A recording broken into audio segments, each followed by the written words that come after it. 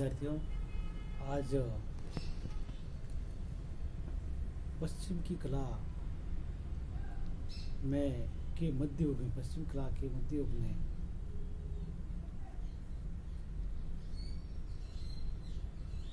पुस्तक चित्र यूरोपीय चित्रकला के इतिहास में पुस्तक चित्रों का भी इतिहास रहा है।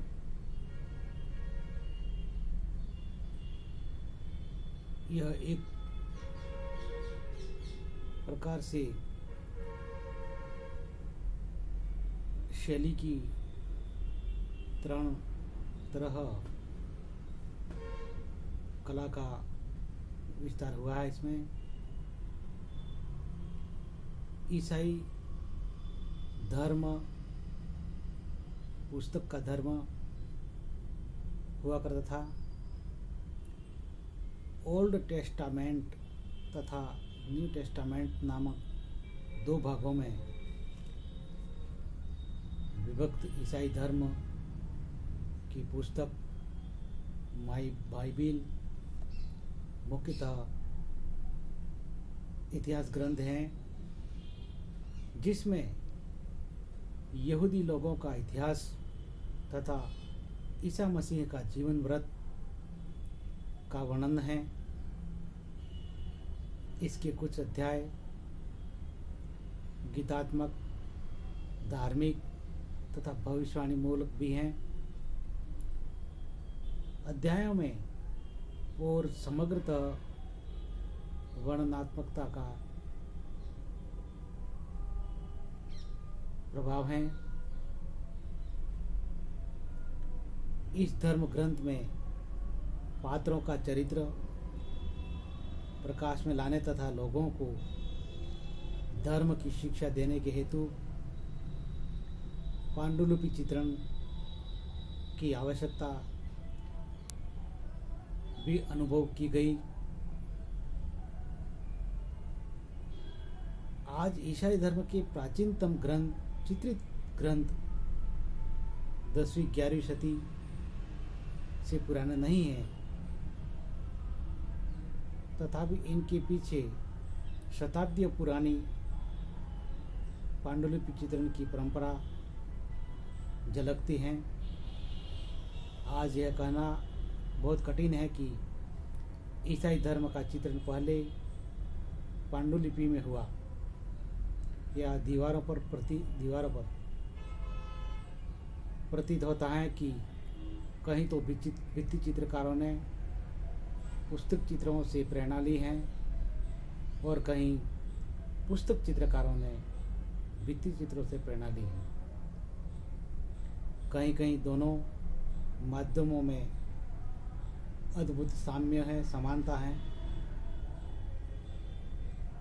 दिव्य संदेश तथा अष्टाध्यायी अथवा अष्टक पुस्तकों के प्राय प्रत्येक अंश अथवा पद्य का चित्रण करने की परंपरा आरंभ हुई, जिसमें संपूर्ण घटना चक्र चित्रों के द्वारा प्रस्तुत किया जाने लगा।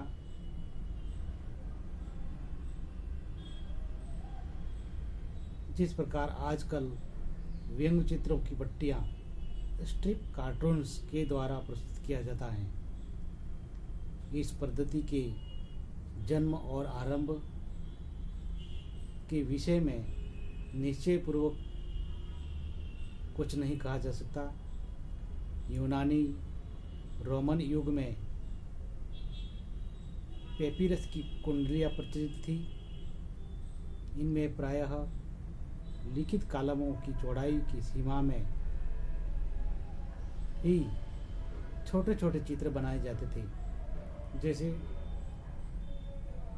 जैन कला शैली में पटका चित्रण परंपरा,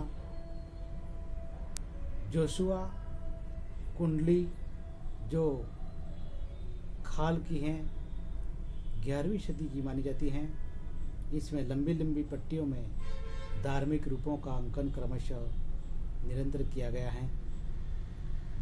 परवर्ती ग्रंथों में आकृतियों के समूह नए ढंग से संयोजित किए गए हैं।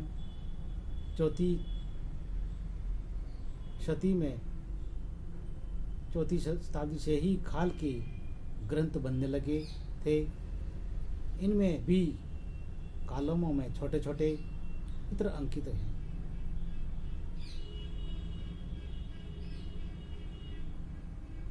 हाशियों की तरह और उन हाशियों में अंकित छोटे छोटे चित्रों की तरह यहाँ चित्रण हुआ है। कहीं कहीं पूरे पृष्ठों के चित्र भी हैं। चित्रों का आकार बढ़ जाने से कलाकार को अपनी प्रतिभा दिखाने का अच्छा अवसर मिल गया है। विभिन्न पांडुलिपि चित्रों में घटनाओं और दृश्यों को प्रायः एक समान विधि से प्रस्तुत किया गया है। संभवतः एक ग्रंथ से दूसरे ग्रंथ की नकल करते समय चित्रों की भी अनुकृति की जाती थी। इन आकृतियों में जो अंतर हैं वे बड़े ही सूक्ष्म हैं। संभवतः आरंभ में कुछ निश्चित रूपों के आदर्श थे जो यहूदी अथवा यूनानी रोमन आकृतियों पर आधारित थे। इन्हीं में किंचित परिवर्तन करके अनेक संतों तथा ईसा मसीह की आकृति का विकास किया गया, किंतु इसका तात्पर्य यह नहीं है कि चित्रकारों में कोई मौलिकता अथवा नवीनता नहीं थी। अनेक आकृतियाँ इन कलाकारों की आश्चर्यजनक कल्पना शक्ति तथा नैसर्गिक आकृति रचना की प्रमाण भी हैं। कलाकार को यद्यपि पवित्र आकृतियों की रचना में परंपरागत रूपों तथा आदर्शों का ध्यान रखना पड़ता था, परंतु वह उनका कठोरता से पालन नहीं करता था। भित्ति तथा मणिकुटिम चित्रकारों ने जहाँ पश्चिमी पद्धति को प्रमुखता दी, वहीं पांडुलिपि चित्रकारों ने भी 8वीं सदी से ही आयरलैंड की कला से प्रभावित होना आरंभ कर दिया था। इस पद्धति में मानवाकृतियाँ गौण हो गई और घुमावदार रेखाओं की अलंकारिकता महत्वपूर्ण हो जाती है।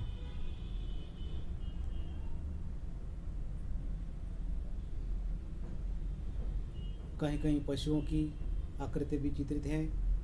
इनकी रचना भी बहुत अलंकृत है। कार्लमैन के दरबार में विभिन्न क्षेत्रों तथा देशों के जो कलाकार थे, उन सब में इस शैली में कुछ न कुछ निजी विशेषताएं भी सुरक्षित रखी।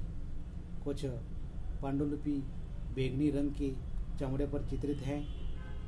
इनमें ईसा तथा इवांजलिस्ट संतों को शाही शान शौकत के साथ दिखाए गए हैं और रंगों में विविधता भी है।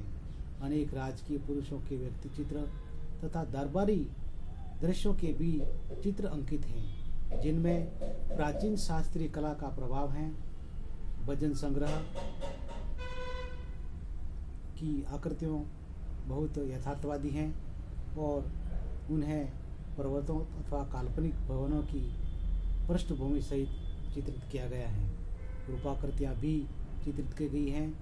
कहीं कहीं प्राचीन ईसाई ग्रंथों की आकृतियों का भी प्रभाव है। 7वीं सदी में ब्रिटिश द्वीप समूहों से कला की यह नई विधा का आरंभ हुआ। इसका पूर्ण विकास पुस्तकों के अलंकरण में हुआ। इसका प्रभाव आयरिश है। इसमें रूपात्मक तथा ज्यामितीय आकृतियों का समन्वय हुआ है। इसकी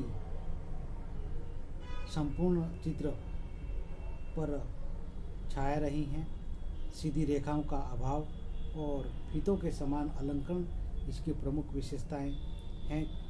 किसी लेख अथवा कविता अथवा धार्मिक संवाद के प्रारंभिक अक्षर को बहुत अलंकृत बनाकर लिखना इस कला का प्रधान साध्य रहा है। कभी कभी यह अक्षर संपूर्ण पृष्ठ को घेर लेता है। रंग बहुत चमकदार है। इस प्रकार लेख अथवा लेखनी को अलंकृत बनाया जाता था।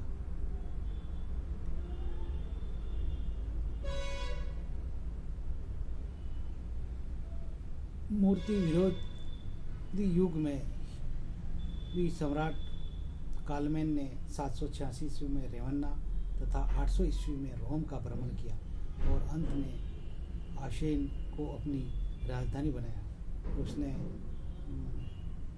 एल्कुइन नामक विद्वान को कलाओं के पुनरुत्थान का कार्य सौंपा, जिसने विभिन्न कला संप्रदायों, एकेडमी तथा पुस्तक चित्रण को एक नई दिशा प्रदान की और पांडुलिपि चित्रण की आयरिश विधि को जीवित ही नहीं रखा बल्कि आगे भी बढ़ाया। सम्राट कालमैन के दरबार में अनेक देशी और जातियों के कलाकार थे, जिन्होंने कला की एक समन्वयात्मक शैली का विकास किया। इस समय तक निर्मित भवनों में मणिकुटिम तथा भित्ति चित्रों में से अधिकांश नष्ट हो चुके हैं। इन पर स्थानीय परंपराओं का आधिपत्य भी था। उदाहरणार्थ इटली में रोमन परंपराएं थी, जिनमें दृश्यों में गतिमत्ता, भीड़भाड़ तथा संयोजन की जटिलता आदि का समावेश था, जिसके कारण ऐसे चित्र बहुत लोकप्रिय माने जाते थे।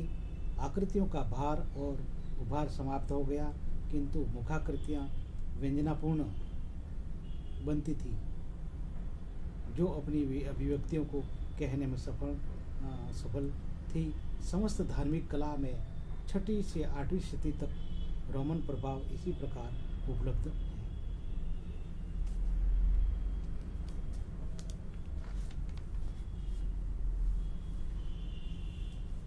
ये सभी प्रभाव अबाध रूप से रोमनस्क कला में भी चलते रहे। तथापि रोमनस्क शैली की सशक्त व्यंजना पद्धति ने इन सब के समन्वय से एक सुसंबद्ध कला शैली का विकास किया।